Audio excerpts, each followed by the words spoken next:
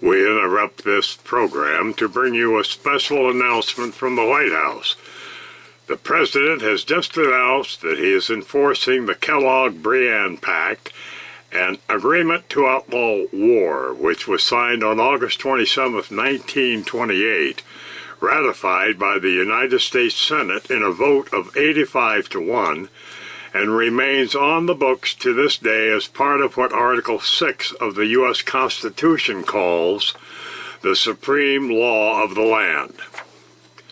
I realize after 5 years in office, the President said, that I have not lived up to what the Nobel Committee intended when it awarded me the prize in 2008, and that another Nobel Prize winner, Frank Kellogg, the Secretary of State, made this treaty for world peace to happen. In the 85 years that have passed since this treaty was ratified, the wealthy nations have not gone to war with each other.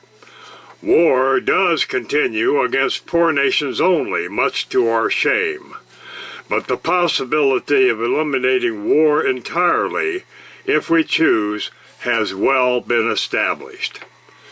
Therefore, the President said that he is ordering all of the remaining 50,000 U.S. troops home from Afghanistan and closing the military bases in 150 countries around the world. I am, the President continued, instituting a revival of the work programs that President Roosevelt initiated. Programs such as the Works Progress Administration and the Civilian Conservation Corps, and other programs to put returning veterans and those currently unemployed to work. I am also recommending to Congress that the minimum wage be raised to $15 per hour. He also said that he has ordered a halt to drone flights over Afghanistan, Pakistan, Libya, Somalia, and Uganda. The President stated that he is ordering an end to the $3 billion annual military aid to Israel, and that he has ordered his Secretary of State, John Kerry, to begin talks with Iran.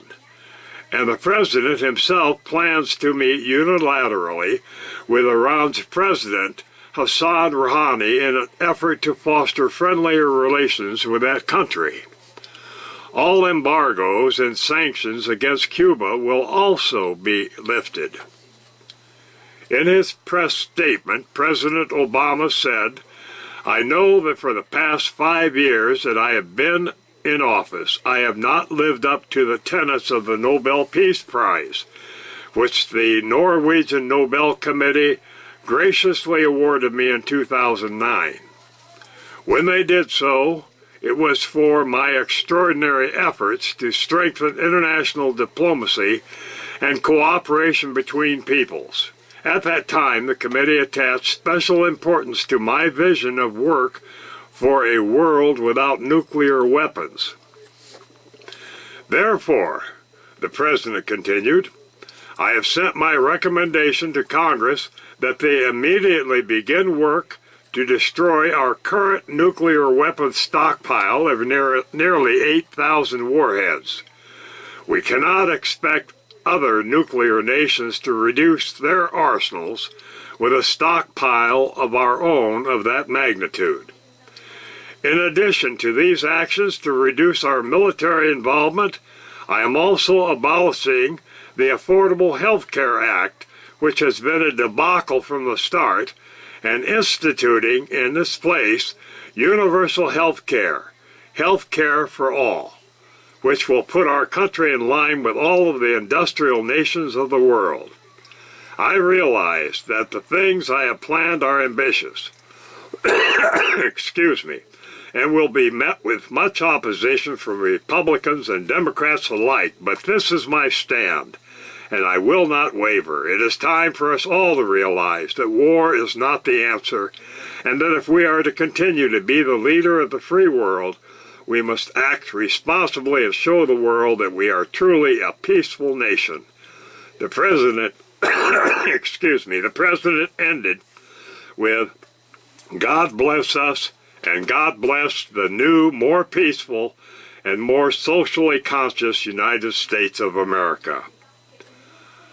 We now return you to our regularly scheduled program.